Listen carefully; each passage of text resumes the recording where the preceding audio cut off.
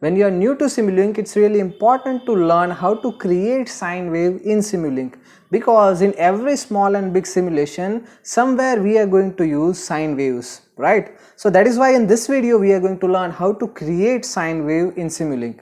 So first of all, we'll go to library, and in library we'll go to sources. In sources, here we have the block sine wave. Let's add this block, and in sync we have a scope. So let's add this scope too. Let's minimize it and let's connect them together. Now just open it. So when you open this sine wave block, what you will see is sine type, whether you want to go for time base or sample base. So for normal simulations, we'll go for time base. The next is time t, and here also we have two options: use simulation time and use external signal. Most of the time we'll go for use simulation time. And now the important things comes into picture. The first is amplitude.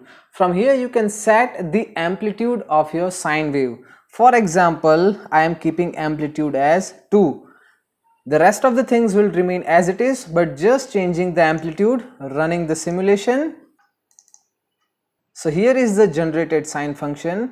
I have provided the amplitude as 2. So what does that amplitude means? That amplitude means the peak value of sine function. And instead of this peak, if you want to go for the RMS, then what you're supposed to do? You're supposed to convert that RMS into peak and then supposed to enter the peak value over here. So if you know RMS of the sine wave and you want to implement a sinusoidal waveform with the RMS that you know, then you're supposed to write the equation in this manner. Let's say your RMS is 70 and you need to multiply it with, so it will convert into peak, right?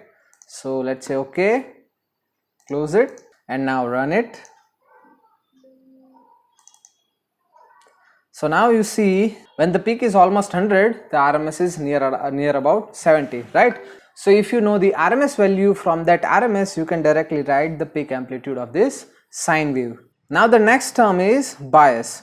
So what does this bias means? Bias means you are providing any external biasing to this waveform.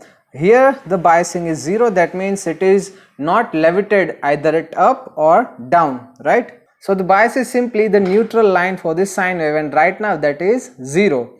Now I'll just change amplitude to 10, right? So this is our amplitude. Let's close it, right? So the amplitude is 10, and now I'm going to change the bias. So right now the bias is at 0, but instead of this 0 I'll make it 2. So the waveform will shift by 2 steps on upward direction. So let's close it, run it and observe the waveform. So now here you can see the biasing point has changed. The waveform has levitated to 2 volts or 2 steps or any 2 amplitude. Now instead of this plus 2, if you give minus 4, let's run it again, and you can see it's shifted down to minus 4. So by providing this type of biasing, either you can shift this sine wave up or you can pull it down. Now close it, we'll make biasing 0 again, we'll reduce amplitude to 3, right? And now it's time for frequency. Currently the frequency is represented in radian per second. So from this you can set the frequency you want. Let's say you want 10 radian per second, you can set it and run it. So here you can see the frequency has increased. Now let's close it.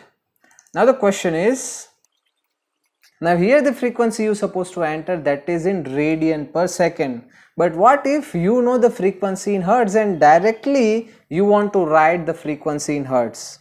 Now what you can do, let's say you want to implement the frequency of 50 hertz. So you're supposed to do 50 multiplied by 2 multiplied by pi. So 50 into 2 into pi, that is the frequency in hertz. So the radian per second is nothing but the frequency in hertz multiplied by 2 pi. So okay, run, and here we see the frequency in hertz. and the 50 Hz frequency we apply a time taken to complete one cycle, that is around 0.02 second, and that's absolutely correct, right? So close it again. Now open here. From the next tab you can provide a phase delay, right?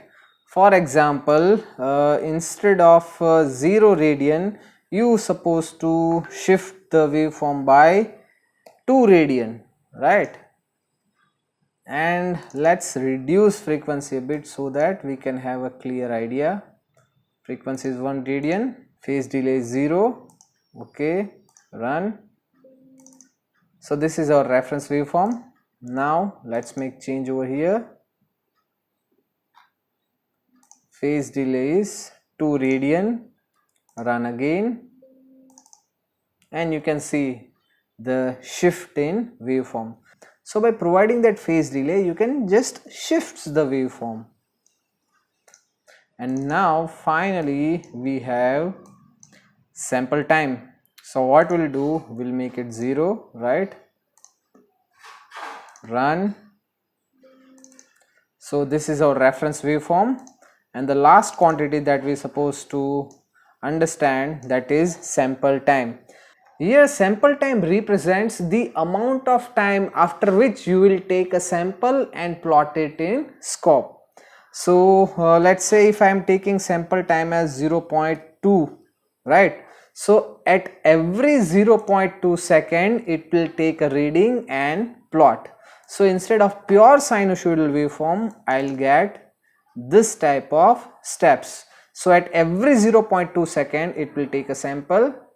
After 0.2 seconds again it will take a sample, and it will create a discrete type of sine wave. So that's how you can create a sinusoidal waveform in MATLAB Simulink. And if